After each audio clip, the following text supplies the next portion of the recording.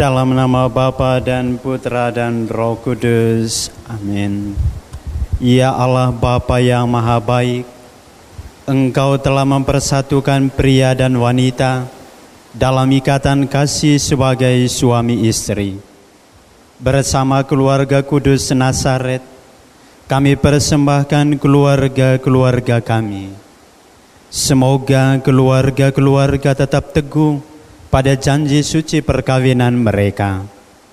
Biarkanlah mereka saling memahami agar terciptalah kedamaian dan kebahagiaan dalam keluarga. Berilah hati yang mengampuni bila mereka jatuh dalam dosa, hati yang lembut bila ego lebih berkuasa atas mereka, hati yang sabar dan penuh semangat bila usaha dan cita-cita mereka nampak gagal. Semoga hati Yesus menguasai hati mereka agar mereka mampu melewati salib-salib penderitaannya dengan tabah dan rela hati.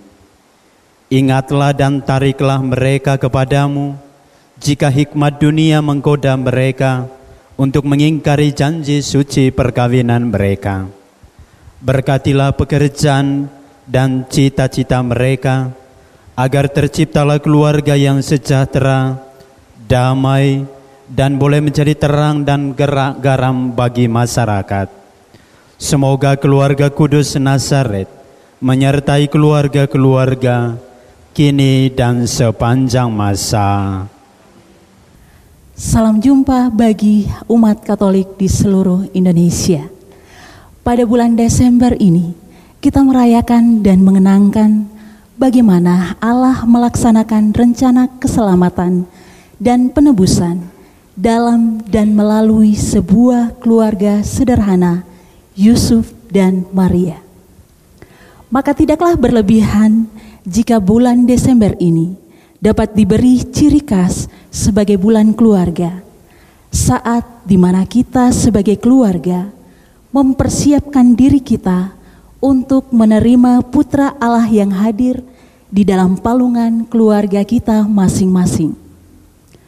Tema utama bulan keluarga ini adalah permata di tengah pandemi, di mana ada tantangan dan kesulitan. Keluarga Katolik berjuang dengan tekun dan cermat untuk menemukan kembali mutiara hidup keluarga yang selama ini terabaikan.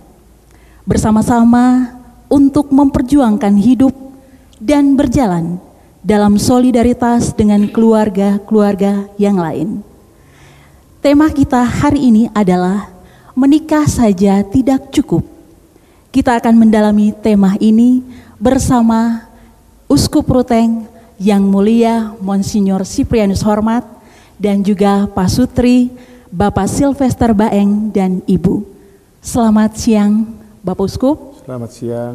Selamat siang Bapak Sil. Selamat siang Ibu. Baik, kita akan langsung saja mendalami tema ini. Pertanyaan pertama saya tujukan kepada Bapak Uskup. Bapak Uskup, tema yang kita renungkan pada hari ini adalah menikah saja tidak cukup. Apa maksud dari pernyataan ini? Baik, kalau pertanyaan ini kita tarik dalam konteks pernikahan Katolik, maka saya bisa mengatakan, sebagaimana laiknya sakramen-sakramen yang lain, ya, pernikahan itu baru merupakan satu ritus awal untuk membuka semua kekayaan tabir di balik tanda itu. Sakramen itu artinya tanda. Tetapi kekayaan yang ditandakan di balik itu yang memang menjadi yang utama. Kan itu pernikahan itu adalah satu ritus pernyataan kemauan dari kedua pasangan ini. Ya. Seorang perempuan, seorang laki-laki ikrar di hadapan gereja, juga di hadapan umat. Itu belum segala-galanya. Seperti saya katakan tadi, itu baru merupakan ikrar dari kesetiaan untuk hidup bersama. Yang nanti menjadi konsen dan fokus sesudah itu adalah apa yang mereka mau hidupkan.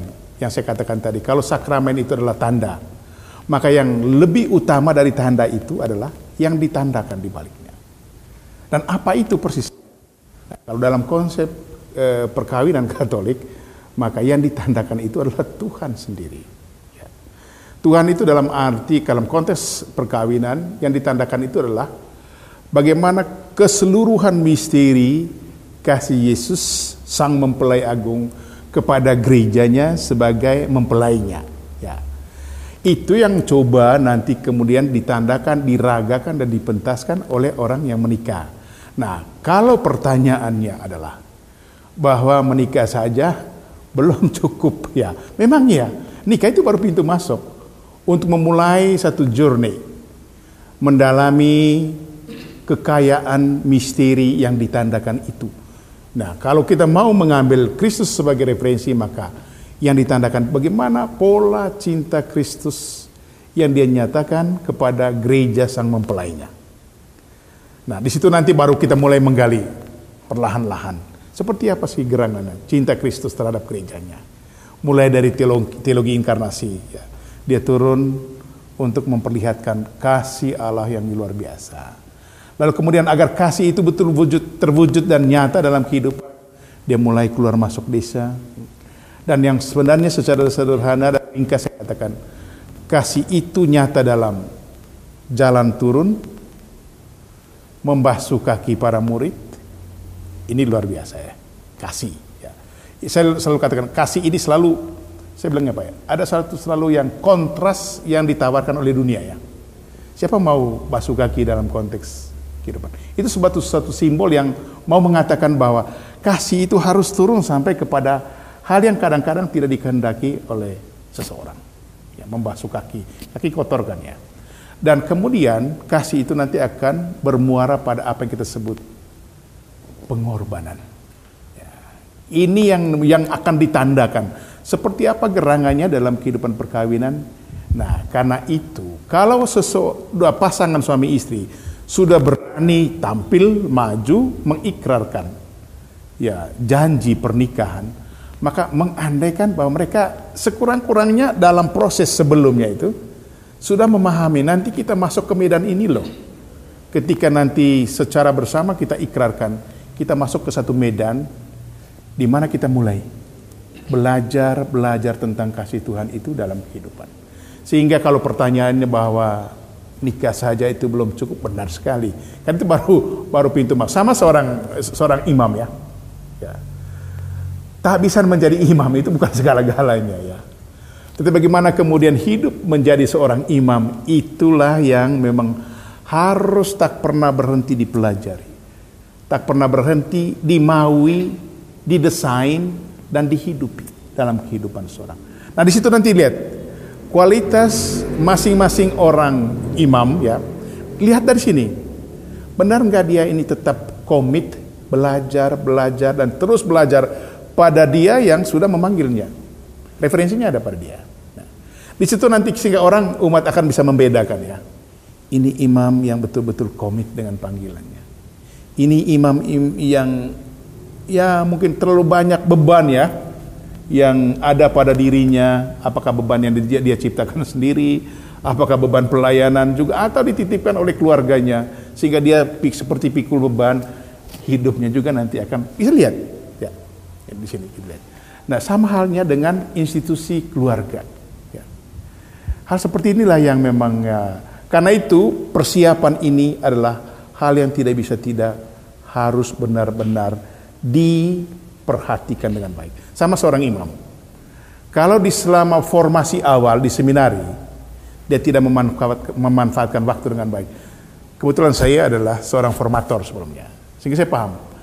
Orang-orang yang tidak memanfaatkan kesempatan ketika dia masih di lembaga formasi atau komunitas formasi atau rumah formasi, saya sudah membayangkan seperti apa dia nanti menghidupi imamatnya.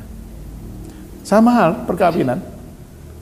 Karena itu memang kenapa gereja Katolik selalu menghendaki, atau kita katakan apa? Tidak ada ruang bagi cinta kilat itu ya. Tidak ada ruang sebenarnya ya. Bahwa kemudian mereka belajar tentang hidup berumah tangga setelah itu, ya iya, tetapi persiapan tidak harus menjadi bagian. Saya kira lebih gambar sederhana untuk sementara sih seperti itu ya. Baik, terima kasih Bapak Uskup, tadi sudah dijelaskan bahwa menikah saja itu tidak cukup, tentu membutuhkan kasih yang luar biasa dan pada akhirnya membutuhkan sebuah pengorbanan. Nah, kita akan langsung tanyakan kepada Pak Sutri yang memang sudah secara langsung menjalani kehidupan rumah tangga ini. Dengan menggali lagi permata pengalaman yang sudah dilalui selama ini setelah mengikrarkan janji perkawinan di gereja. Dari apa yang sudah dijelaskan oleh Bapak Uskup tadi, kira-kira apa saja sukacita Injili yang dialami selama menjalani hidup perkawinan? Silakan dimulai dari Bapak dulu. Oke. Baik, terima kasih. Yang kami hormati Bapak Monsinyur, adik kami Meti. Pada dasarnya bahwa kami di keluarga, saya sering menempatkan ibu yang pertama untuk coba menjawab apa yang menjadi pertanyaan atau harapan yang mau digali dari kami. Untuk itu saya persilakan ibu untuk menyampaikan apa harapan yang akan diminta oleh.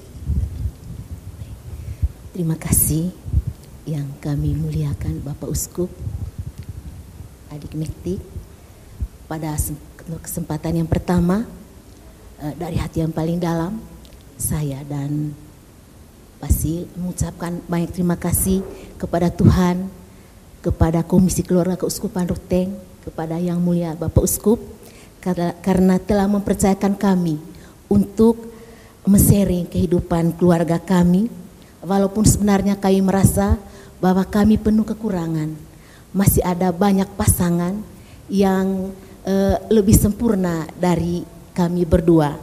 Tetapi karena dipercayakan, maka kami mencoba untuk men-sharing apa yang telah kami alami, yang telah kami jalani dalam hidup berkeluarga kami, yang sudah 37 tahun 4 bulan hidup berkeluarga. Jadi kami coba men-sharing, dan mohon maaf kalau sebentar banyak ditemukan kekurangan, kelemahan yang kami tidak bisa jalani, yang merupakan harapan dari keuskupan dan umat. Kami mohon maaf kalau memang tidak memenuhi harapan. Itu yang pertama. Yang kedua, seperti yang telah ditanyakan tadi, sukacita Injili. Selama kami menjalani hidup berkeluarga, maka yang kami jalani selama ini adalah janji yang kami sampaikan di hadapan Tuhan pada waktu kami menerima sakramen pernikahan suci. Itu kami harus jaga dan kami harus tepati. Dan untuk menjaga dan menepati janji kami di hadapan Tuhan untuk sehidup semati pada waktu kami menerima sakramen pernikahan suci, butuh pengorbanan dan butuh perjuangan. Dan selama ini kami berdua telah berjuang, dan banyak pengorbanan yang telah kami lewati, pengorbanan batin maupun pengorbanan secara lahiriah yang kami jalani, sehingga sampai dengan saat ini kami masih bisa bertahan untuk hidup berkeluarga. Yang berikut, kami sering kehabisan anggur dalam menjalani hidup berkeluarga. Banyak masalah antara kami berdua, baik dalam menjalani proses cinta, lalu dalam hidup berkeluarga, dalam menghadapi tingkah anak-anak, dalam menghadapi orang di luar kami.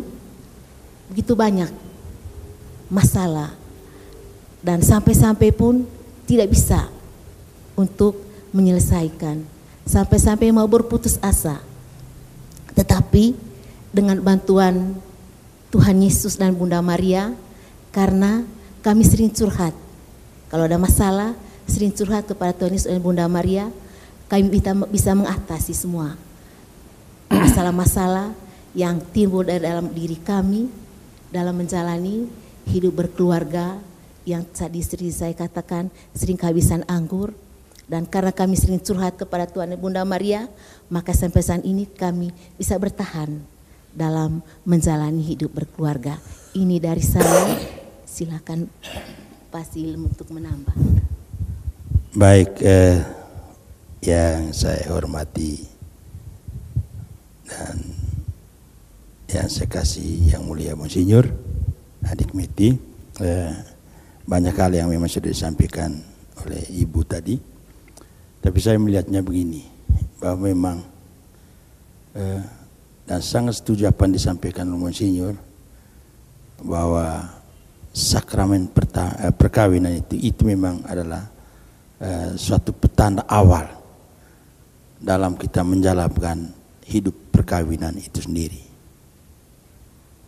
Memang kalau kita lihat bahwa untuk menyatukan dua insan manusia yang pasti berbeda dalam segala macam hal, ya baik itu budaya maupun status sosial, ya, untuk menyatukan ini sangat-sangat sulit.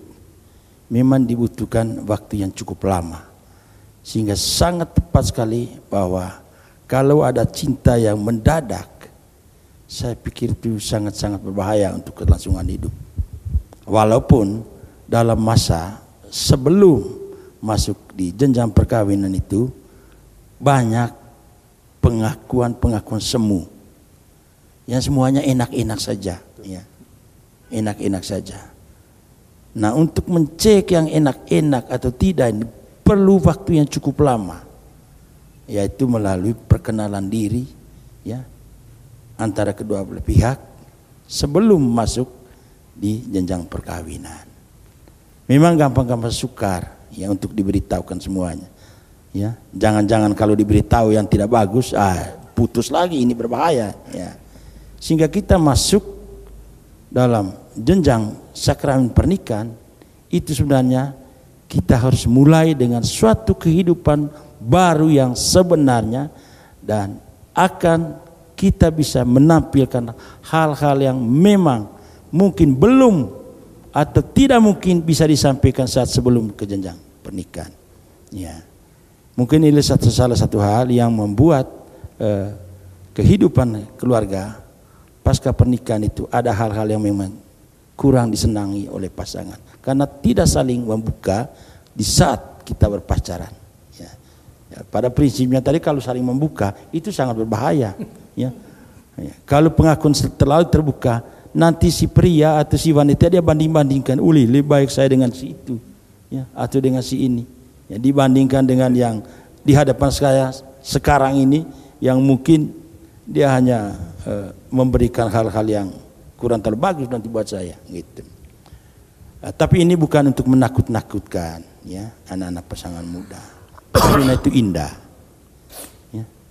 Sebagai orang Katolik, bahwa perkawinan ini adalah suatu persatuan yang disampaikan atau diberikan oleh Allah kepada kedua, ya, anak manusia yang berbeda budaya, berbeda status sosial, dan segala macam-macam perbedaan yang ada dalam.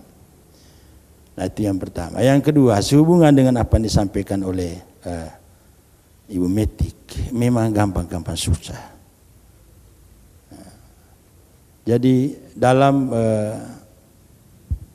kehidupan berumah tangga, tentu antara suka dan duka itu bagaikan dua sisi mata uang. Tidak ada kehidupan keluarga yang semuanya enak, tidak ada. Pasti banyak kekurangan dan pasti banyak kelebihan. Pasti ada duka, pasti ada suka. Nah, sehubungan dengan pertanyaan tadi, ya, suka, ya. Kalau menurut kami memang banyak hal, ya.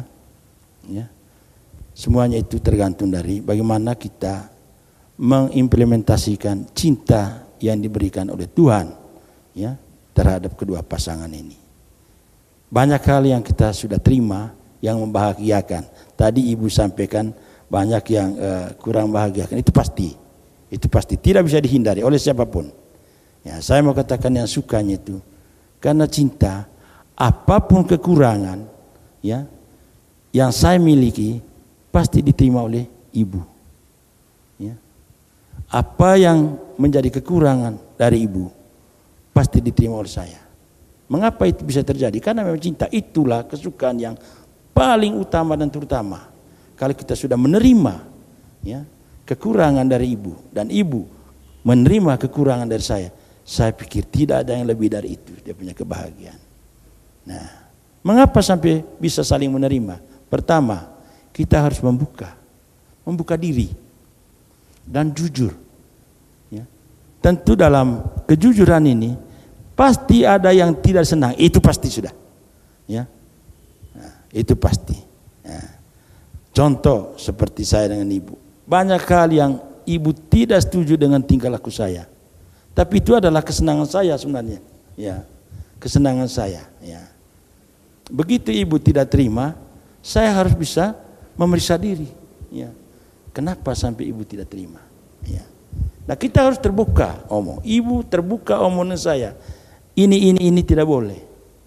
Berat memang. Meninggalkan suatu kebiasaan yang disenangi oleh seseorang itu sangat sulit. Tidak bisa seperti membalik telapak tangan. Dia butuh waktu. Terus terang, Yang Mulia Bapak Monsinyur, butuh waktu banyak untuk merubah satu kebiasaan yang sudah dinikmati bertahun-tahun semasa muda, agak sukar sekali untuk lepas. Tetapi karena dasarnya cinta, suka tidak suka, mau tidak mau, kita harus ikut apa keinginan dari ibu. Begitu juga sebaliknya. Ya. Sehingga tentu dalam hal ini menjadi kesukaan kita, menjadi kegembiraan kita kalau ibu atau saya bisa menerima dari kekurangan saya. Ya. Tentu sambil berjalan kita membenah diri. Ya. Nah, itu yang pertama. Yang kedua, tentu kesukaan ini tidak mengandalkan pribadi kita masing-masing. Ya. Ada bapak mama saksi, ada lingkungan yang kita percaya, ya, teristimewa terhadap diri kita sendiri. Terus terang, yang mulia Monsinyur dan anak kami Metik, kami belum pernah meminta kepada pihak ketiga. Andalan kami satu-satunya Tuhan Yesus dan Bunda Maria. Ya. Persoalan di dalam keluarga kami mungkin hari ini kami terbuka dari cukup banyak, baik oleh ibu maupun saya. Tetapi hanya mengandalkan Tuhan. Anak-anak pun tidak tahu. Ya. Dan itu fungsi daripada kamar. Ya, kalau kamar itu ya ada 4 dinding yang tidak boleh sembarang orang masuk. Di saat kita menyampaikan hal yang harus dipecahkan antara suami dan istri, tutup pintu rapat-rapat, kita buka semuanya di dalam untuk menceritakan apa yang disukai, apa yang tidak disukai. Bersama Bunda Maria dan Tuhan Yesus, itu pasti akan terselesai dengan baik. Begitu terselesai dengan baik, itulah kebahagiaan yang paling utama, ya, berdasarkan hukum cinta kasih yang ada dalam Injil dari Tuhan sendiri. Itu untuk sementara, saya kembalikan. Baik, terima kasih Bapak dan Ibu sudah menceritakan banyak hal bahwa yang membuat kita tetap bertahan sampai dengan saat ini adalah bagaimana cinta itu diikrarkan di hadapan Tuhan melalui tangan dari para imam. Nah, kemudian ada satu yang saya garis bawahi. Saya kembali kepada Bapak Uskup. Tadi digaris bawahi oleh Ibu bahwa kadang walaupun mengalami sukacita tetap ada tantangan, selalu ada kehabisan anggur. Nah, bagaimana menurut Bapak Uskup? Apa kira-kira yang menjadi tantangan dalam kehidupan pasutri yang baru saja menikah ataupun bagi pasutri yang mungkin sudah lama menjalani kehidupan berumah tangga? Silakan Bapak Uskup. Baik, yang pertama, kalau berbicara tentang tantangan, ya sebenarnya itu menjadi bagian dinamika dari sebuah kehidupannya. Kalau tidak ada tantangan, apa yang kita sebut tadi kegembiraan itu juga tidak ada. Ya. Kegembiraan itu lebih merupakan buah dari sebuah dinamika, karena kita sudah bertarung, ternyata ada jalan keluar. Wah, itu yang oleh gereja disebut amoris laetitia, ya, kegembiraan kasih, ya, kalau dalam teologi. Dan itu pula lah yang dialami oleh Yesus, ya. Kemenangan itu kan melalui pengorbanan. Ya. Jadi bagian itu, oke. Sekarang terkait dengan tantangannya, saya kira pilihan hidup apa saja pasti sekali lagi itu bagian dari dinamika. Ya. Kalau orang tidak mau hal seperti itu jangan memilih. Ya. Kan nanti ada di sana juga hal seperti itu. Tadi Pak Sil sudah katakan itu. Ya. Tantangan yang paling utama sebenarnya, saya melihat ada beberapa kategorinya, ya. Tantangan eksternal, ya, dan tantangan internal. Kita mulai dari eksternal, ya. Satu keluarga itu kan dia salah satu bagian dari satu sosial masyarakat, bagian dari kehidupan sosial masyarakat, di mana mereka juga masuk di dalam satu apa yang disebut perputaran budaya, ya. Baik itu budaya setempat maupun budaya global yang memang pada konteks zaman ini selalu bercampur aduk satu dengan yang lain. Nah, ketika kita masuk ke dalam dunia-dunia seperti ini, maka mau tidak mau kita juga masuk di dalam dinamika zaman. Ya. Kita mau katakan, tantangan paling berat di dunia zaman ini banyak. Kita ambil contoh ya, mentalitas-mentalitas, ya. Yang paling utama itu sebenarnya untuk sebuah institusi keluarga bagi saya ada hal yang menarik, yang positif dalam konteks zaman ini, ya. Saat dimana orang sudah mulai menghargai perbedaan. Karena itu di rumah-rumah sekarang anak-anak itu diberi ruang juga untuk mengekspresikan pikirannya, ya. Itu bagi saya satu kemajuan, ya. bahwa keluarga-keluarga melihat ada hal juga yang harus dipelajari dari zaman ini. Ya. Tetapi juga ada satu hal yang sangat kontras dengan hal ini. Zaman ini menawarkan juga apa yang disebut egoisme. Ya. Pokoknya segala sesuatu, ya menurut saya, ya. Dan saya kira apa yang diungkapkan oleh pasangan Pasil dan Ibu Mary tadi, hal ini juga kadang-kadang nampak, ya.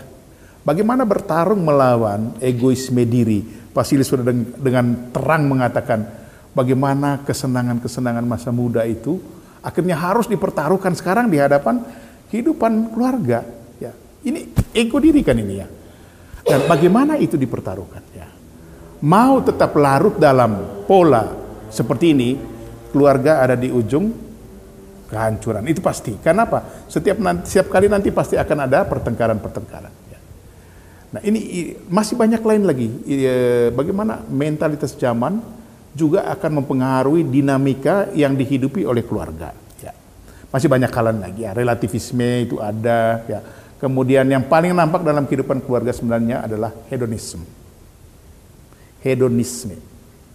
Nah, hedonisme ini tidak saja berkaitan dengan harta, ya, lifestyle, tetapi juga berbahaya pada sektor yang paling inti dalam kehidupan rumah tangga, yakni seks. Ya. Kalau ini tidak diedukasi dengan baik, maka pasangan bisa terjebak pada pola ini. Jadi akhirnya pilar inti dari hidup suami istri itu menjadi semacam satu tempat di mana melampiaskan segala semakin sebesar-besarnya untuk kenikmatan diri. Ya. Ini berbahaya kan. Hedonisme kan gitu. Prinsip itu selalu mengatakan coba menikmati sebesar-besarnya yang ada ini untuk kepentingannya.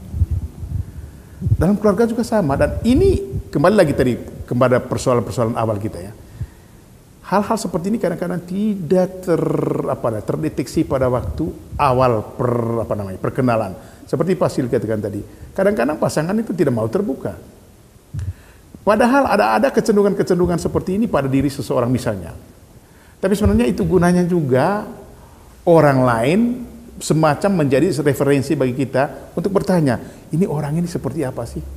Tapi untuk hal seperti ini hanya bisa dibaca dari indikasi-indikasi hidup seseorang. Ya. Indikasi ini. Orang ini mempunyai kecenderungan seperti ini, kan dia memang sering menampilkan ini A, B, C, D. Itu indikasinya. Itu tantangan paling besar seperti itu juga. Nah terkait dengan tantangan dalam diri, ya. Saya melihat begini.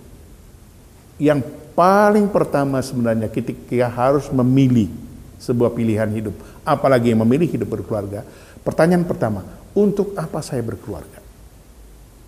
Ini pertanyaan paling. Kalau pertanyaan ini betul-betul menjadi pertanyaan yang betul sentral, maka dia akan tanya, oh, saya berkeluarga untuk, ya tentu masing-masing orang. Tapi untuk gereja selalu mengajarkan bahwa tujuan utama dari perkawinan itu apa? Kebahagiaan suami istri. Itu tujuan utama. Kebahagiaan suami istri ini nanti akan, tanda petik, itu dokumen dari Gaudium et Spes sangat menekankan itu, akan dimahkotai oleh lahirnya anak-anak dalam keluarga. Jadi kebahagiaan itu menjadi semakin purna karena buahnya ada dalam kehidupan rumah tangga. Nah kalau ini menjadi tujuan, maka kenapa gereja juga selalu memberikan tekanan yang begitu penting, bahwa kalau kamu tidak dikaruniai anak, perkawinan itu tidak pernah akan rendah martabatnya dalam gereja, ya. Kebahagiaan suami istri, cinta suami istri itu tujuan utama. Persoalan yang paling besar karena kita juga tadi masuk di dalam lingkup sosial masyarakat. Kita dideterminasi oleh budaya-budaya. Ya contohlah kita di Manggarai dulu, ya. Sekarang sih pasti tidak terlalu kuat. Orang yang tidak punya keturunan adalah orang yang, ya katakan kurang diberkati, ya. Dalam masyarakat kita begitu. Orang yang dikarunia anak merengke-rengke, orang Ambon bilang banyak, itu orang yang terberkati. Ya. Mungkin generasi Meti, tapi saya kira Kakak Sil baik Pasil. Itu konsep keluarga kita dulu. Nah, bagaimana kita memperhadapkan di satu pihak gereja dengan prinsip yang begitu mulia? Karena memang referensi kita jelas. Tapi ketika kita masuk dalam kehidupan rumah tangga, di tengah kehidupan sosial masyarakat, kita dideterminasi oleh budaya-budaya seperti ini. Nah, ini butuh satu adaptasi yang memang tidak mudah. Itu salah satu tantangan dalam kehidupan rumah tangga. Bagaimana menjembatani cara pandang ini, gereja di satu pihak memperkenalkan hal-hal seperti ini, budaya kita memperkenalkan hal seperti ini. Nah, tugas gereja memang bagaimana memberikan jembatan kedua hal ini. Ya. Itu ada. Ya. Dan ternyata kan macam budaya Manggarai sekarang, akhirnya juga sudah semakin develop kan, semakin berkembang dan mulai terbuka dengan cara pandang baru itu. Itu yang pertama dari dalam diri ya. Kemudian yang kedua ya, selain pertanyaan tentang untuk apa saya menikah ya. Itu pertanyaan yang paling penting. Tapi yang paling penting juga adalah kenapa saya harus memilih orang ini? Ya. Ini nanti akan membuka semua tabir yang ada di balik itu. Tadi Pak Sil sangat terbuka mengatakan itu ya. Persoalan kita selalu untuk kita misalnya di daerah ya, hal-hal seperti ini tidak terbuka kan? Ya. Nah, tidak terbuka itu mengandaikan juga karena itu indikasi dari ada tujuan lain yang saya mau capai dari saya menikah. Ya. Kalau dalam hukum gereja ada banyak delik, ya, ketika satu perkawinan itu kemudian akhirnya disebut dianulasi. Karena itu tadi tujuan-tujuan itu, ya, ada satu deretan pasal kanonik, ya, sehingga ketika pasangan itu kemudian berujung pada ketidakcocokan lalu kemudian saling memang diindikasikan.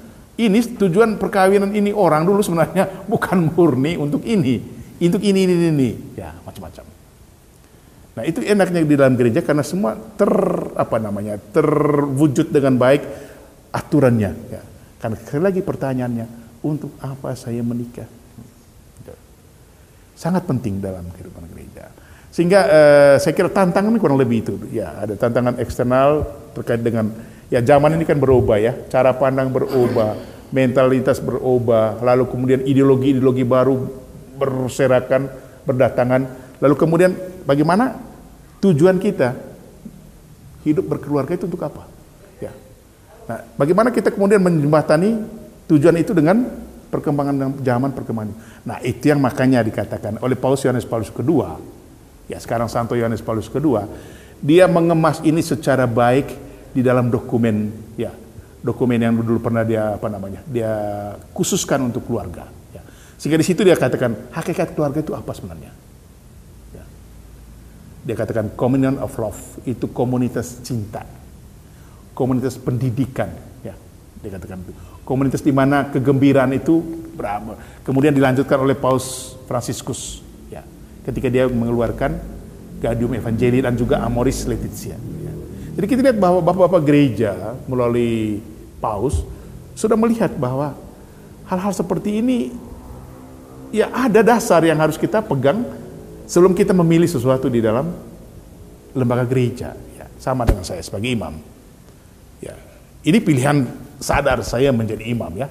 Saya sudah tahu bahwa apa yang menjadi hakikat saya menjadi imam kalau saya memilih jadi imam. Uskup lain lagi karena ini memang bukan ini adalah kepercayaan, mandat dari gereja yang diberikan kepada kita. Ya. Bukan soal saya mau atau tidak mau, ya. Diberikan, ya, dan harus jalankan ini. Itu beda. Ya. Tapi tetap dalam koridor yang sama, saya dipilih menjadi gembala untuk apa? Ya. Pertanyaan ini nanti akan tetap menjadi, ya, yang bersuara di kedalaman nurani saya setiap kali saya melayani. Ya. Sama dengan pernikahan.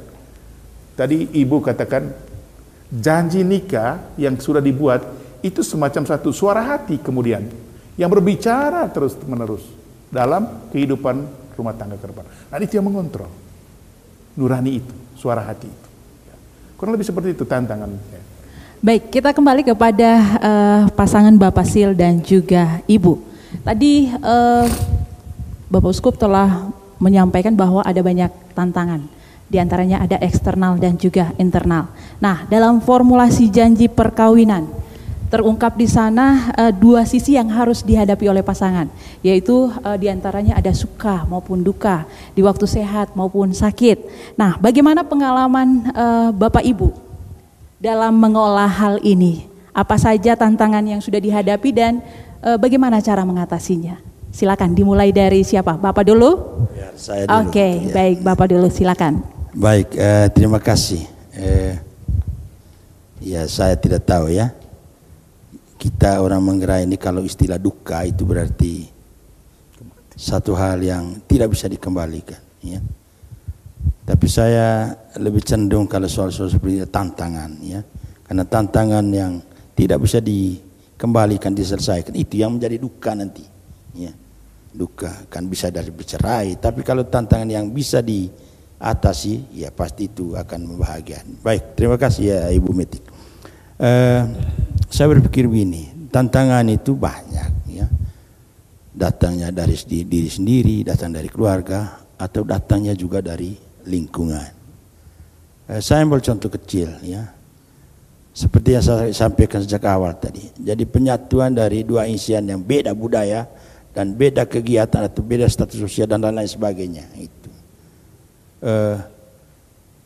Ibu, saya tahu persis satu keluarga tidak pernah memegang adat dalam tanda kutip, ya, menggunakan hewan untuk persembahan, ya. Sementara saya dalam status sosial sebagai tua golo wajib hukumnya berbuat seperti itu. Ibu merasa kurang bagus, dia pikir macam masuk di neraka. Karena tidak pernah melakukan dan tidak pernah alami seperti itu. Masuk di rumah gendang yang setiap ada acara adat harus pakai persembahan ayam atau kawin, apa namanya itu, babi, ya. Demikian juga acara-acara lain, ya, ya. Jadi bagaimana kita bisa memberikan pengertian terhadap ibu supaya dia bisa memahami, ya, memahami. Walaupun dia tidak ikuti, tapi dia harus memahami sehingga nanti adat istiadat yang merupakan suatu garis yang diberikan oleh luhur itu tidak boleh hilang, ya. Sebab kalau hilang, kalau saya memulainya dengan tidak melakukan itu, berarti hilang sudah, ya. Itu dari status sosial saya, ya. Ya. Dengan memberi pengertian yang baik, ya. Ibu menerima tidak berarti ibu melakukan seperti itu. Apakah perasaan ibu menerima dengan tulus atau tidak, sampai hari ini juga saya tidak tahu, Monsinyur, ya. Tapi dengan dia punya tingkah laku melibatkan diri, saya pikir ini dia sudah menerima. Karena ini bukan menyembah berhala, ya, bukan menyembah berhala. Waktu Monsinyur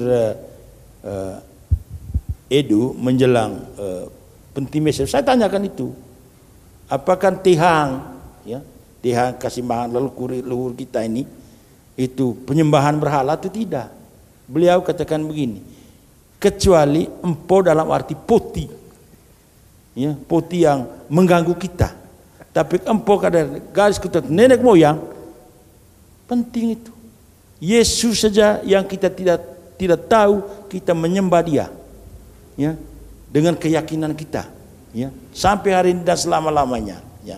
Saya pikir nenek moyang memang tidak sama dengan Tuhan Yesus, tapi untuk mengingatkan mereka bahwa mereka pernah hidup bersama dengan kita. Itu yang menjadi yang menguatkan kami waktu itu, sehingga kami, ya, tidak berarti menyetujui oleh Monsinyur apa yang kami buat, tapi kami merasa bahwa itu baik, ya. Yang paling penting kita tidak menyembah berhala. Saya kembali ke apa yang ditanyakan tadi. Suka, ya, sudah disampaikan tadi. Kalau dukanya sangat-sangat banyak, ya.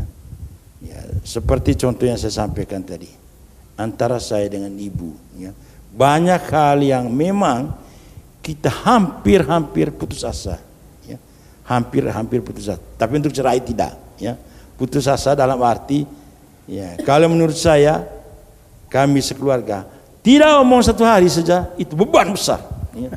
Beban besar, apalagi kalau sampai 2-3 hari, waduh, mau mati sudah ini, ya, mau mati sudah, ya. Kadang-kadang kalau ibu sudah terlalu banyak diam, saya buat lucon, ya, buat lucon. Kadang-kadang saya ambil handuk taruh di kepala, pakai ibu punya daster, ya, apa segala macam. membuat supaya ibu bisa ketawa. Ya. Kalau ibu sudah ketawa, maka buyarlah semua perasaan-perasaan yang tidak enak. Itu salah satu cara. Ya. Jadi bagaimana upaya kita? Tergantung bagaimana kita mengelola itu tantangan. Kalau kita tidak mampu mengelola, tantangan saya pikir itu fatal. Ya. Itu antara saya dengan ibu. Dari diri sendiri juga banyak hal yang menjadi tantangan. Ya. Terutama di saat muncul lagi kita punya ego waktu muda. Wah, ini berbahaya, sangat berbahaya. Itu kalau muncul lagi. Sehingga kita berupaya supaya semua ego yang ada itu harus dikorbankan. Ya.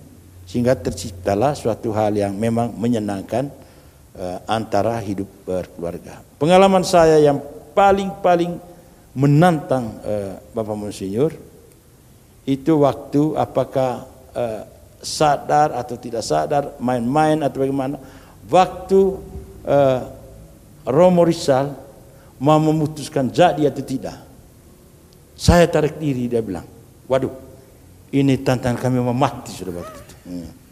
Ternyata dia hanya mau menguji kita. Gitu. Nah, ibu bilang, woi mati sudah. Bagaimana sudah? Saya bilang, ayo kita berdoa saja. Apapun jawabannya sebentar. Nah, itulah keputusan dari Tuhan. Ya. Kita berdoa. Sementara kita berdoa, saya hanya main-main saja. Aduh, Tuhan terima kasih banyak. Gitu. Jadi ini tantangan yang paling besar dalam hidup kami, ya, yang mulia Bapak Monsinyur. Itu waktu dia menyampaikan. Kalau yang lain-lain saya pikir ya biasalah hidup berkeluarga. Tapi intinya bahwa kalau ada hal-hal yang tidak disenangi oleh keluarga, kita harus ya kalau boleh menyelesaikan sebelum matahari terbenam. Ya. Atau sebelum kita mengantuk. Ya, sebab kalau mengantuk jawabannya semu. Ya. Lebih bagus masih segar-segar masuk dalam kamar anak tidak boleh tahu. Ya, itu untuk diri kita sendiri. Yang berikut dengan lingkungan. Ya. Memang dengan lingkungan itu setengah mati. Ya.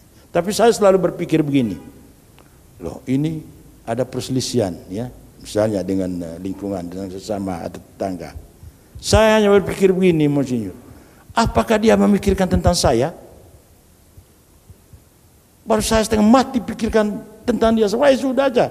Ya, kita beritahu sekarang kepada Tuhan. Ya. Tapi paling inti bahwa kita harus rendah diri. Ya. Kalau saya, Monsinyur, dengan keluarga, kita harus memulai untuk memberikan maaf pada orang. Tidak salahnya kalau kita memberikan maaf lebih dulu. Kan banyak keluarga yang gengsi. Ya, jangan kita, jangan gitu. Kalau dia tidak mau, mati sudah kita, berarti berkepanjangan nanti kita punya. Kita harus mampu merendahkan diri. Kita lebih dulu minta maaf. Cukup kita tegur sapa saja, pasti dia akan memikirkan, wih, ini orang dia sudah mau minta maaf kan. Mudah-mudahan seperti itu perasaan dia, ya seperti kita. Kalaupun tidak, yang penting kita sudah berikan. Nanti satu waktu dia akan pikirkan. Kita harus mampu untuk memaafkan orang. Itu saya kuncinya. Tapi kalau tidak memaafkan orang, saya pikir sampai kapanpun orang juga tidak akan memaafkan kita. Baik Bapak, tadi sudah dijelaskan ada tantangan budaya, kemudian juga tantangan dari dalam diri, kemudian juga dari luar. Nah, mungkin Ibu bisa sedikit menyebutkan kira-kira tantangan apa saja yang selama ini sudah dihadapi dan juga bagaimana cara mengatasi. Baik, terima kasih. Seperti sudah disampaikan tadi, dalam hidup berkeluarga itu ada suka dan duka. Kalau menurut saya lebih banyak sukanya, dukanya sedikit. Karena tergantung dari kita bisa mencari jalan keluar untuk menyelesaikan duka yang sering kita hadapi. Untuk suka banyak, terutama bagaimana saya dan suami berjuang untuk bisa hidup, bisa bertahan hidup dengan anak-anak, terutama dalam mencari nafkah, sehingga itu bersama-sama, berjuang bersama-sama.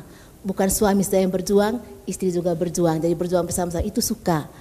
Kadang-kadang ada uang, kadang tidak ada, tapi itu semua dijalani bersama, itu sukanya. Kemudian dukanya tadi seperti yang disampaikan untuk melawan keegoisan. Saya, suami juga pasti ada sifat egois sebagai manusia. Dan yang pernah kami lakukan adalah terus terang melawan keegoisan dari suami. Karena hobi yang waktu masih muda itu sering dilaksanakan dan setelah menikah juga masih terus. Lalu bagaimana caranya saya untuk bisa mengendalikan hobi yang kadang-kadang memang mengganggu kehidupan berkeluarga? Yang pertama sekali, lihat dulu watak dari suami. Bagaimana cara untuk kita bisa memberikan masukan-masukan supaya hobi-hobi itu bisa dikurangi setelah hidup berkeluarga. Dan saya biasanya membuat surat. Buat surat, lalu saya taruh di meja di kamar. Kalau ada yang saya tidak suka dari suami, saya buat surat, saya taruh di kamar. Kalau tidak, saya buat macam spanduk di cermin. Supaya begitu mau sisir lihat, oh ada tulisan. Sehingga bisa merubah sedikit. Itu yang saya lakukan selama ini. Sehingga hobi-hobi dari suami yang waktu masih muda itu pacuan kuda, hobi pacuan kuda itu bisa dikendalikan sehingga tidak mengganggu kehidupan berkeluarga. Jadi komunikasi, karena kalau bicara muka dengan muka kadang-kadang terjadi emosi, dan kalau sudah emosi ya bisa terjadi pertengkaran, percekcokan, dan ya bisa terjadi hal-hal yang tidak diinginkan. Makanya saya biasanya, karena saya tidak suka ribut-ribut, Monsinyur, biasanya saya tulis saja. Tulis apa yang saya tidak suka dan kira-kira apa yang saya suka. Tulis taruh di meja, kalau tidak pernah saya taruh di cermin. Buat besar-besar macam spanduk di cermin. Sehingga begitu suami baca dia langsung ingat, oh ini yang tidak suka. Dan ini pengalaman. Sesuai dengan kemudian yang berikut, itu tadi butuh perjuangan pengorbanan sesuai dengan ikrar yang disampaikan di hadapan Tuhan pada waktu menerima sakrament pernikahan suci, ikrar janji yang harus dijaga dan harus ditepati sehidup semati, sehingga saya berjuang, berkurban, mencari solusi yang terbaik sehingga perkawinan itu bisa dipertahankan.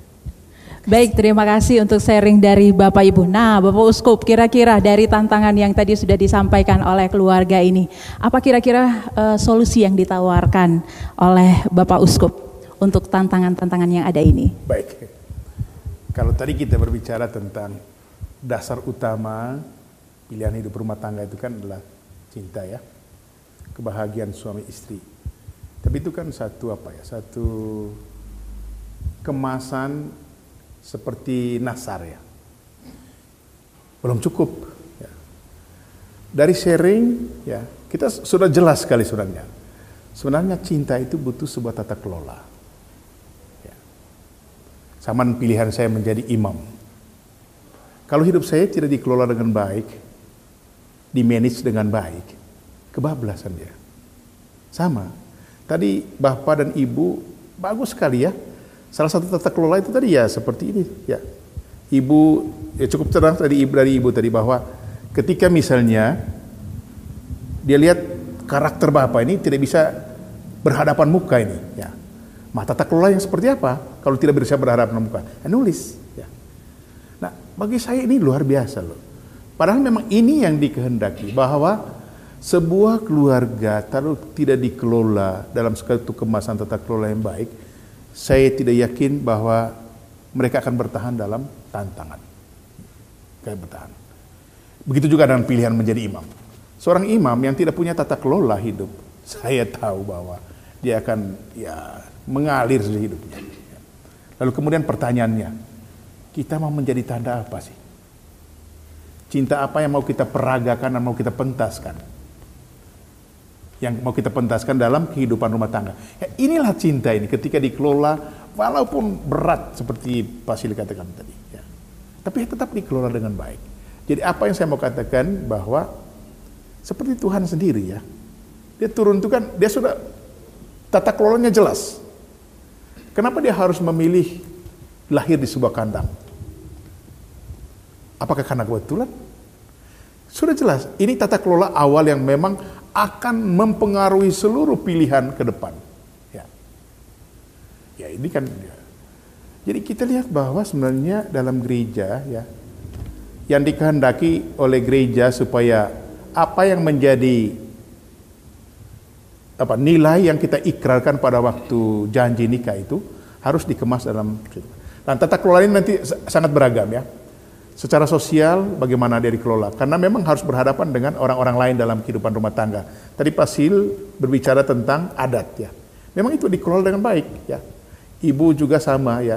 Akhirnya memang harus memberikan pencerahan kepada ibu bahwa apa yang dibuat ini memang ya bukan pertama penyembahan berhala ya.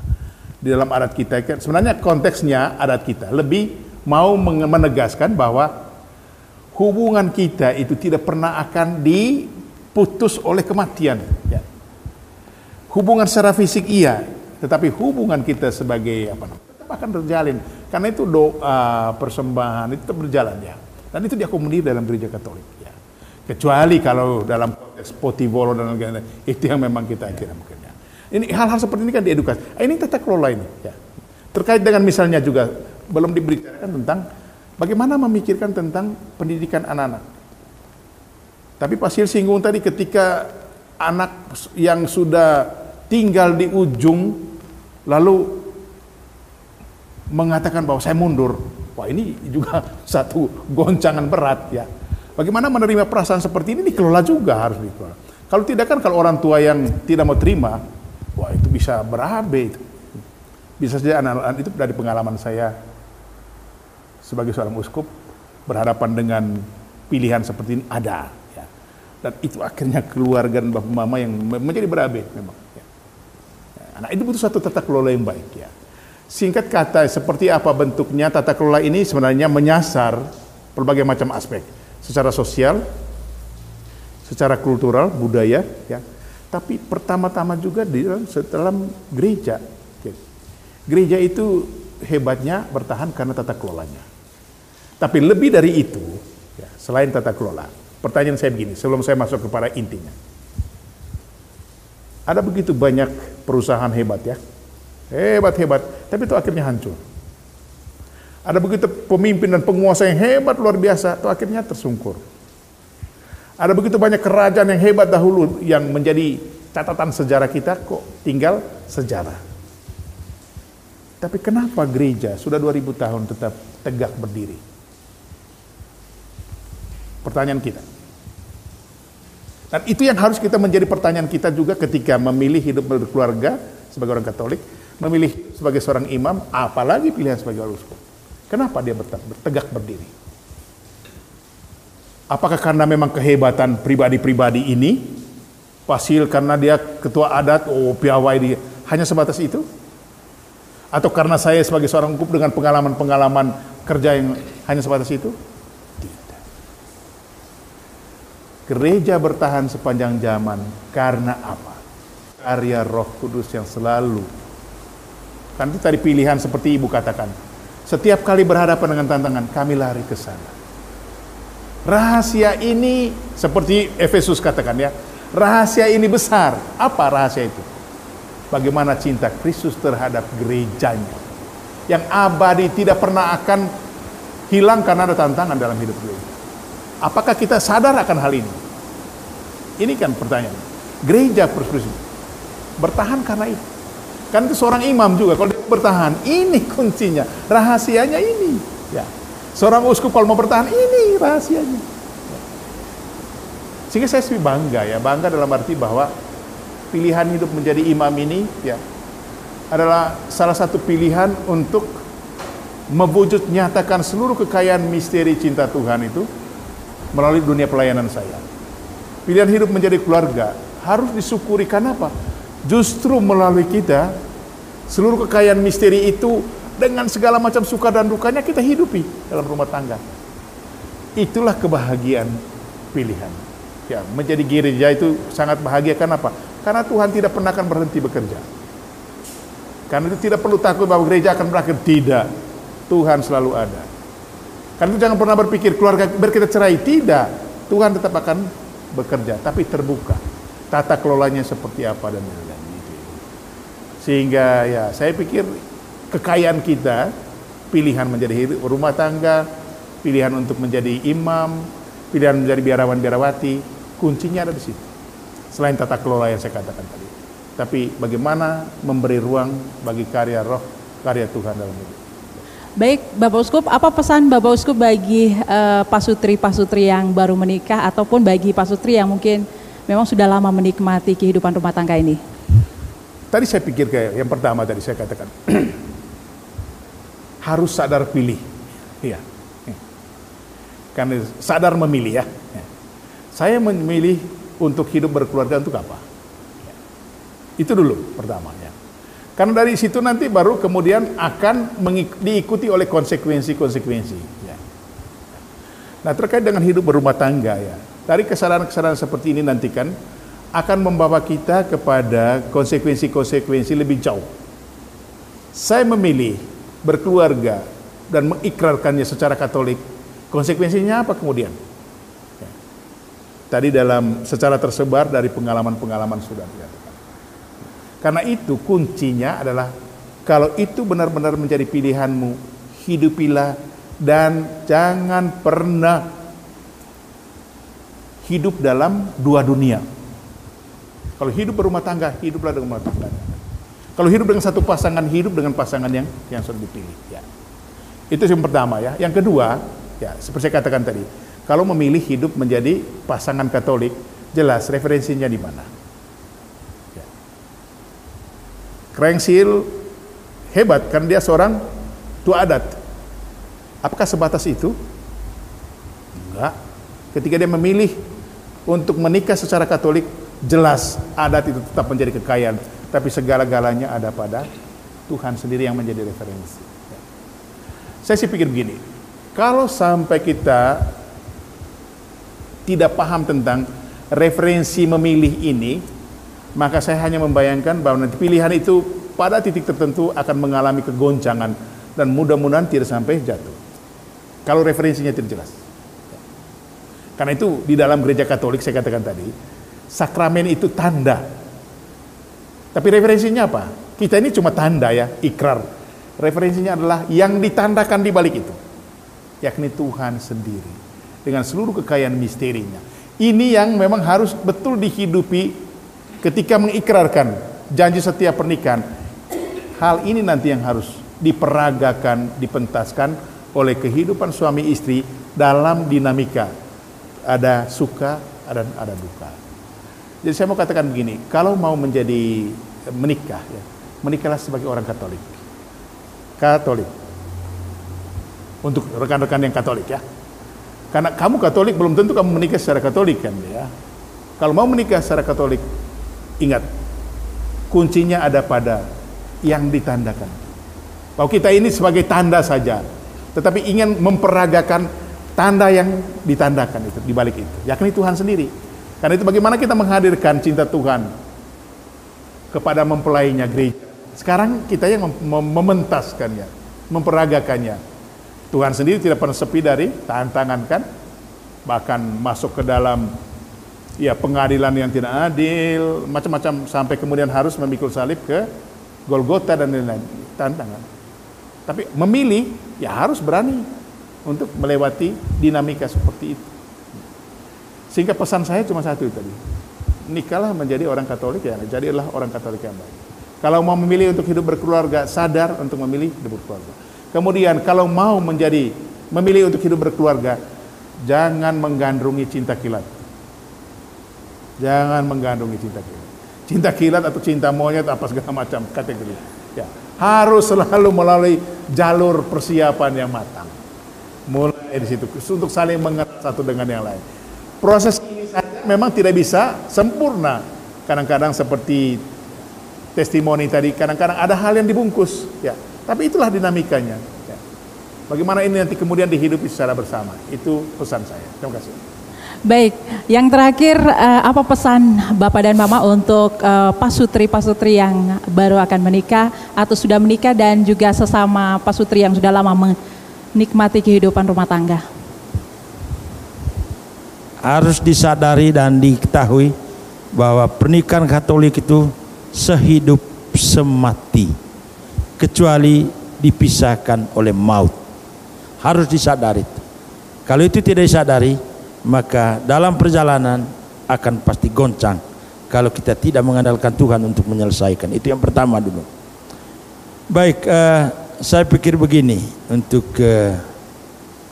kaum muda, ya, atau keluarga baru, ya, mungkin apa yang kami sampaikan ini masing-masing keluarga punya pengalaman yang berbeda-beda. Tapi saya mau sampaikan apa yang menjadi pengalaman dari keluarga saya. Kebetulan beberapa tahun saya dengan ibu dipercayakan untuk menjadi tutor, ya, menjadi penceramah dalam kursus persiapan pernikahan Katolik. Ya. Kami sering memberitahu beberapa hal. Yang pertama tentang harus hargai perbedaan budaya, perbedaan status sosial. Kalau itu tidak dihargai, maka perkawinan itu kan mandek di tengah jalan, ya. Karena nanti di tengah jalan dia akan, saya ini orang kaya dulu, hanya karena begini maka saya dengan kau, dan lain-lain sebagainya. Nah, oleh sebab itu sebelum kita menikah harus hargai dulu, ya, segala macam perbedaan. Kalau itu sudah bisa, maka pernikahan itu pasti akan mulus. Dalam tanda kutip, ya, tentu kita tidak bisa terhindar dari hal-hal yang tidak diinginkan seperti disampaikan tadi, macam tantangan-tantangan yang ada. Yang kedua, penting itu ada keterbukaan, ya, antara suami dan istri. Kalau tidak ada keterbukaan, saya pikir nanti satu saat itu juga akan membawa bencana yang besar, ya. Kemudian kejujuran itu sangat penting, ya, sangat penting. Dan yang terakhir dari saya, mungkin ibu yang itu harus saling menghormati, ya, saling menghormati antara istri dengan suami, saling menghormati antara anak dengan orang tua, ya. Ya. Anak diajarkan tidak menghormati orang tua yang berlebih-lebihan, harus sembah, tidak, ya. Artinya dia harus bisa bedakan, ini bapak, terutama ini orang yang melahirkan saya. Itu paling penting, ya. Sehingga orang tua juga memahami bahwa anak ini nanti dia akan menghormati dirinya sendiri. Kalau dia bisa menghormati orang lain, berarti itu artinya dia bisa menghormati dirinya sendiri, ya. Itu yang ketiga. Dan yang terakhir dari saya, bahwa segala sesuatu harus diselesaikan, ya, dengan bantuan Tuhan, ya. Jangan Tuhan yang jadi terakhir, ya. Jangan Tuhan, ya. Jangan sampai butuh baru butuh Tuhan. Awal-awal dari perselisihan atau pertentangan, ya, itu harus mulai dengan Tuhan, ya. Pasti Tuhan membantu. Dalam keluarga saya, setiap kali ada persoalan, Tuhan dan Injil itu pasti dibuka. Setiap, ya, ada persoalan, kita berdoa, bahkan kita sampai 9 malam, Bapak Monsinyur berdoa. Terakhir kita buka Injil tanpa dilihat perikop apa yang ada dalam, kita buka sembarang, dia muncul dan di situ nasihat. Ya. Setelah itu kita baca, macam plong betul, ya, plong betul. Dan itulah kekuatan Roh Kudus yang ada pada diri kita. Jadi itu pengalaman kami. Mudah-mudahan seperti yang saya sampaikan, bahwa kami bukan yang terbaik, tapi itulah trik dan resep-resep dalam keluarga kami. Mudah-mudahan keluarga baru atau anak-anak muda kita yang hendak berkeluarga, ya, bisa mengikuti ini resep-resep yang kami sampaikan. Kalau diikuti, kalau tidak pun tidak dipaksa, karena masing-masing keluarga itu punya trik sendiri-sendiri untuk bisa membahagiakan keluarganya. Terima kasih, saya serahkan kepada ibu, mungkin ibu mau tambah. Baik, silakan ibu, ada pesan untuk orang-orang muda, silakan. Baik, terima kasih. Seperti tadi yang saya sudah sampaikan, bahwa ikrar di hadapan Tuhan harus dijaga dan ditepati. Dan bagaimana menjaga ikrar yang kita sudah sampaikan pada waktu pernikahan? Yang pertama, berusaha untuk mencintai kekurangan dari pasangan. Mencintai pasangan dengan segala kekurangannya. Itu yang pertama. Yang kedua, harus perhatikan keunikan pasangan. apa yang dia suka, apa yang dia tidak suka.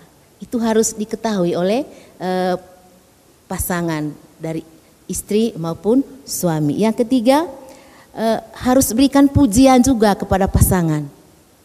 Kalau pasangan memberikan hadiah, harus berikan pujian. Kemudian bersikap jujur terhadap pasangan, apa yang tidak suka, apa yang disukai. Kemudian melayani dengan penuh hormat.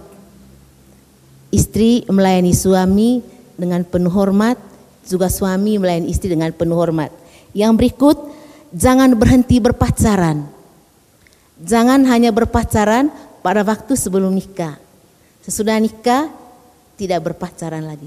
Jadi tetap sering berpacaran, berduaan bersama, libur bersama berduaan, sehingga cinta itu terus diperbaharui. Kemudian yang berikut, jangan mengadakan rekreasi yang secara terpisah. Jalani hobi masing-masing. Mungkin itu perlu ditinggalkan. Lalu yang berikut, tingkatkan komunikasi dalam berkeluarga. Baik secara lisan maupun tulisan. Seperti yang saya sudah sampaikan tadi, komunikasi yang baik supaya jangan terjadi pertengkaran. Bagaimana mengelola itu komunikasi, itu tergantung dari pasangan. Yang berikut, jangan berhenti berdoa untuk pasangan. Berdoa untuk suami atau berdoa untuk istri. Kemudian yang berikut, penyerahan total kepada kehendak Tuhan dan Bunda Maria. Segala masalah yang dihadapi, tantangan yang dihadapi dalam keluarga, diserahkan secara total kepada kehendak Tuhan dan Bunda. Pasti ada solusi yang akan diberikan kepada kita oleh Tuhan dan Bunda dengan caranya sendiri. Sehingga apa yang kita ikrarkan, apa yang kita janjikan pada waktu kita menikah di hadapan pastor, itu kita bisa jaga dan kita tepati untuk selama-lamanya. Terima kasih. Baik, terima kasih. Oke, singkat saja Bapak. Baik, untuk anak ya, kalau saya dan ibu tidak hanya perintah untuk anak, ya. Perintah dan kita lakukan. Ya, kita memberi petunjuk ya, untuk mendidik anak itu sangat penting. Kalau hanya perintah mereka tidak mau. Gitu. Kita harus beri motivasi. Kemudian beri pendidikan seperti contoh-contoh ya kepada mereka. Seperti orang Manggarai bilang, ya harus ada towing, ada toming, ada titong.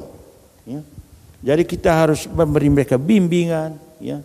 Kemudian mereka contoh dan kita mendidik mereka, dorong mereka untuk bisa melakukan sesuatu. Sehingga kalau mulai dari Romo Rizal, saya tidak pernah perintah kamu harus begini begitu. Ada seperti itu, tapi saya lebih banyak beri contoh. Ya, kalau saya sudah mulai angkat parang, bawa ke kebun, orang bilang ini pasti kebun, orang ikut. Ya, sehingga terus terang di keluarga saya, anak-anak saya tidak pernah saya suruh begini, harus begitu, harus tidak, harus tapi saya beri contoh, tidak lepas begitu saja. Ya, banyak hal yang saya sampaikan kepada mereka. Demikian juga kepada lingkungan masyarakat. Ya, saya tidak pernah mensuruh saya punya ACKE harus begini, tapi saya beri contoh mereka, ya, sehingga mereka juga bisa mengikuti dengan baik. Ya. Jadi itu untuk terima kasih. Baik, terima kasih Yang Mulia Bapak Uskup untuk inspirasi teologis terkait dengan menikah saja tidak cukup dan juga testimoni yang luar biasa dari Pak Sutri, Bapak Hasil dan Ibu hari ini. Dalam menjalani kehidupan rumah tangga, menikah saja ternyata tidak cukup. Dibutuhkan kasih dan juga pengorbanan dan tata kelola keluarga dan perkawinan itu sendiri. Jangan lupa teruslah membuka diri untuk karya-karya Roh Kudus bagi kehidupan perkawinan kita. Dan di akhir mari kita menerima berkat Tuhan dari penumpangan tangan imamnya Yang Mulia Bapak Uskup. Mari kita menyiapkan hati menerima dan mohon kita sekali. Tuhan bersamamu Dan bersama rohmu. Bapa yang Maha Baik, terima kasih telah berkenan menuntun kami untuk berbagi kisah narasi tentang kehidupan rumah tangga kami, sebagaimana Engkau telah mengajarkannya melalui kasih-Mu sendiri, Engkau memperlakukan gereja-Mu sebagai mempelai-Mu yang kudus. Tuntunlah keluarga-keluarga kami agar kelak dapat mengikuti teladan. Maka semoga kita sekalian, keluarga-keluarga yang ada di keuskupan kita, juga anak-anak muda yang akan memulai kehidupan rumah tangga, merencanakan kehidupan rumah tangga, akan senantiasa diberkati oleh Allah yang Maha Kuasa, Bapa, Putra, dan Roh Kudus. Amin. Yesus, Maria, dan Yusuf, di dalam hidup-Mu kami menemukan cahaya kasih sejati, dan kepada-Mu kami percayakan hidup keluarga kami. Keluarga Kudus Nazaret, jadikanlah keluarga kami tempat berkomunikasi, sanggar doa, sekolah iman, dan gereja kecil. Keluarga Kudus Nazaret, semoga tidak ada lagi kekerasan, ketegaran hati, dan keterpisahan di dalam hidup keluarga. Semoga duka dihibur, luka disembuhkan, dan kerukunan dipulihkan.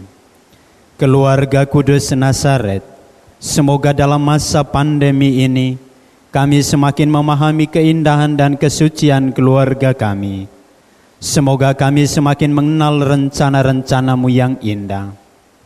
Yesus, Maria, dan Yusuf, dengarkanlah dan kabulkanlah doa-doa kami kini dan sepanjang masa. Dalam nama Bapa dan Putra dan Roh Kudus. Amin.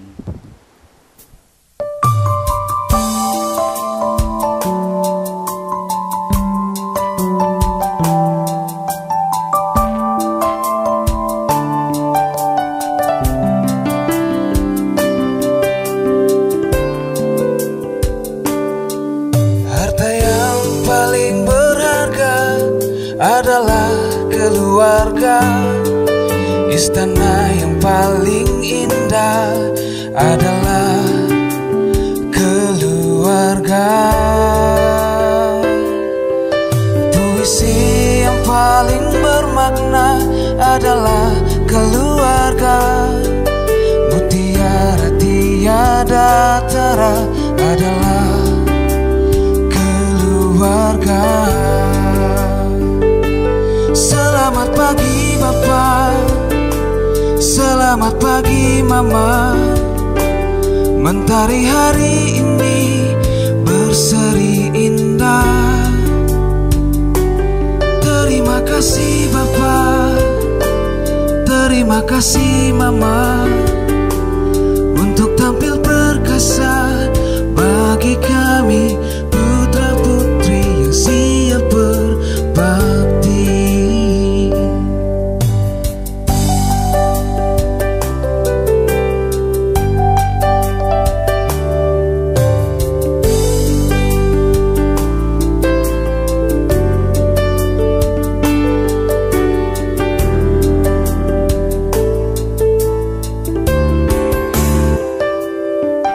Puisi yang paling bermakna adalah keluarga. Mutiara tiada tara adalah keluarga. Selamat pagi Bapak, selamat pagi Mama.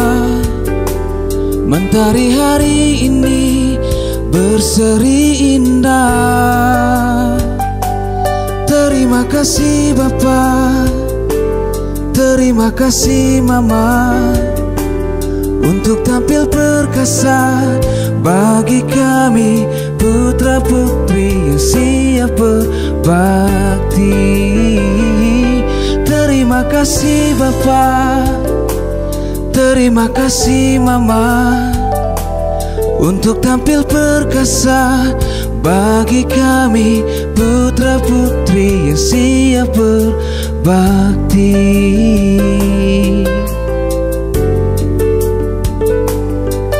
Mutiara tiada tara adalah keluarga. keluarga.